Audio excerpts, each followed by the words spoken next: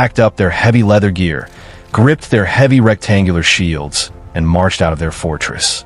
They turned their backs on civilization and walked straight into the freezing, uncharted mists of northern Britain.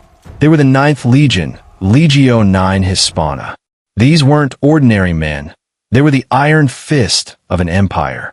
They had conquered vast territories, crushed fierce continental rebellions, and famously survived the brutal, bloody uprisings of the warrior Queen Boudica. They knew how to fight, they knew how to survive, and they knew how to win. But on this specific march, they walked straight into the heavy Scottish fog. And they never walked out. Imagine 5,000 highly trained men, complete with armor, cavalry, weapons, supply wagons, and imperial banners, completely vanishing off the face of the earth. No mass graves were ever uncovered. No rusted armor was left behind in the mud.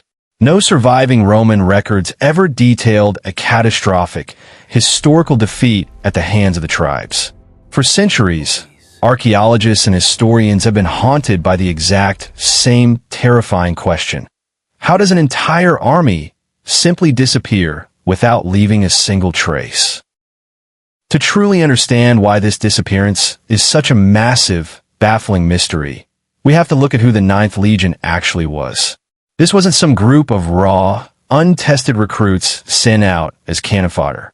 They were Rome's heavy hitters, a legendary unit with a terrifying reputation. Originally raised by Julius Caesar himself in the 1st century BC, the Ninth had helped win the brutal civil wars that forged the Roman Empire.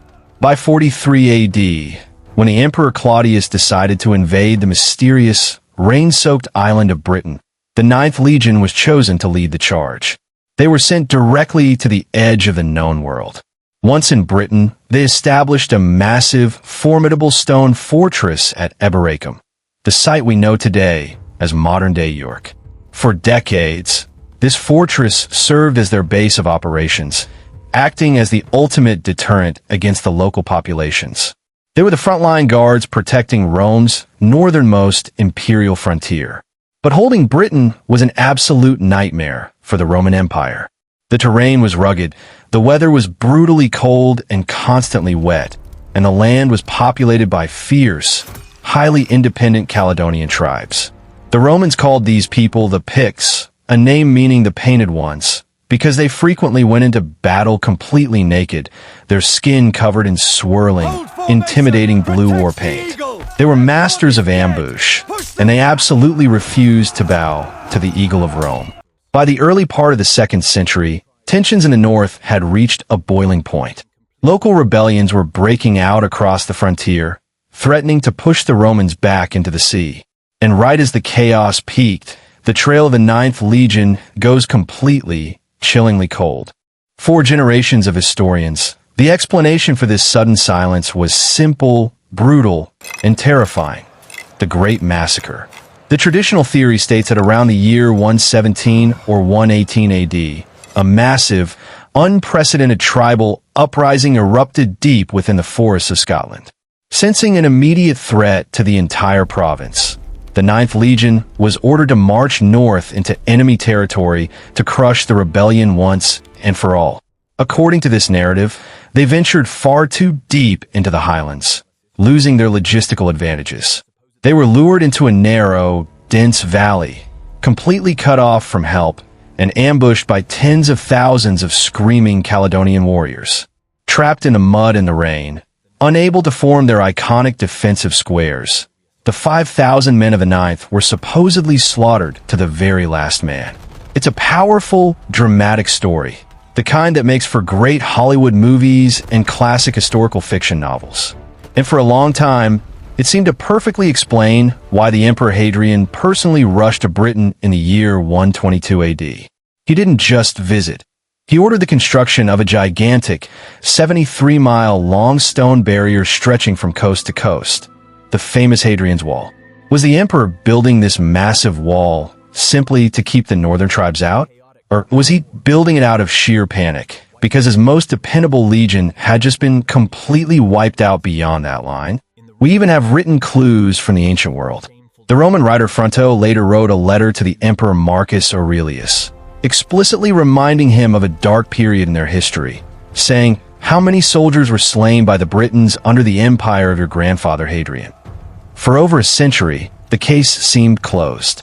The Ninth Legion died a bloody death in the Scottish wilderness. Well, not exactly, because in the late 20th century, a series of incredible archaeological discoveries completely shattered this theo. The twist in the tale came not from the muddy fields of Scotland, but from continental Europe. Archaeologists excavating an ancient Roman site called Nijmegen, located in the modern-day Netherlands, made a stunning discovery. Deep in the dirt, they dug up a series of ancient clay roof tiles. When they cleaned off the debris, they found a very specific mark stamped into the clay, the official seal of Legio IX Hispana. This discovery turned Roman history on its head. When scientists used carbon dating and advanced style analysis on the artifacts, they discovered something shocking. These tiles were manufactured after the year 120 AD. That is, years after the Legion supposedly vanished into thin air in the British mountains. But the evidence didn't stop at building materials. Soon after, researchers uncovered a bronze military hairpin at the exact same site. Thanks to imperial records, we know this specific style of pin belonged to a high-ranking military officer who was a documented commander of the Ninth Legion. Suddenly, the Hollywood narrative of a tragic massacre in the Scottish fog fell apart. The Ninth Legion hadn't died in Britain. They had survived, packed up their fort at York, and been quietly reassigned to a completely different part of the vast Roman Empire. But if they made it off the island alive, why did Rome suddenly stop talking about them? Why were they completely erased from the later military registries? If the Ninth Legion left Britain alive, their ultimate end was likely far more tragic and far more chaotic than a simple ambush in the woods. Modern historians now look away from Britain and point toward the volatile eastern frontiers of the empire. When we track the global Roman military records, we find two massive, catastrophic conflicts that occurred shortly after the Nijmegen evidence. Disasters capable of completely swallowing an entire army unit. The first possibility is the Bar Kokhba revolt in 132 AD, located in Judea, modern-day Israel. This was a brutal, incredibly bloody guerrilla war. Historical accounts note that Jewish rebels successfully ambushed and entirely wiped out multiple Roman forces. The second, and perhaps most likely possibility, takes us to the year 161 AD during the Parthian War in modern-day Armenia and Syria. Roman texts explicitly record a disaster where a Roman army, led by a general named Severianus, was completely surrounded by elite Parthian horse archers. The Roman forces were systematically annihilated. In the high-stakes world of Roman politics, if a legion suffered a profoundly shameful defeat or was completely wiped out due to the sheer incompetence of its leadership, the emperor would sometimes enact a brutal policy known as damnatio memoriae, the total erasure of memory. The legion's name would be violently chiseled off stone monuments, struck from the imperial rosters, and forbidden from ever being spoken again. They simply ceased to exist on paper. Whether the men of the Ninth met their ultimate end in the cold, rain-soaked highlands of Scotland, or under the blazing, unforgiving sun of the Syrian desert, their legacy remains one of antiquity's greatest and most enduring ghost stories. 5,000 proud men, marching under the silver eagle, slowly fading into the forgotten pages of history. What do you think really happened to the lost Ninth? Did they perish in the British fog?